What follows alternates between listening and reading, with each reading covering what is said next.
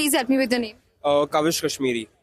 And firstly, big congratulations for completing 100 years of pen workers. What is that one quality that you've inherited from the last generation so far?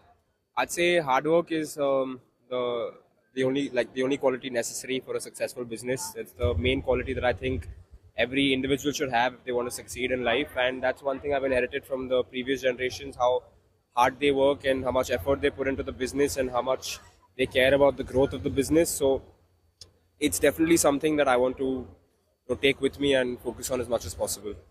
If you have to define your relationship with pen workers in one word, what would it be?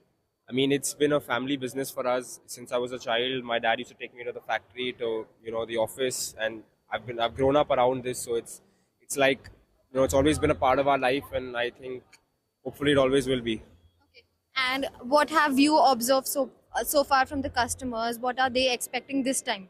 So response has always been good, but in any business, innovation is necessary.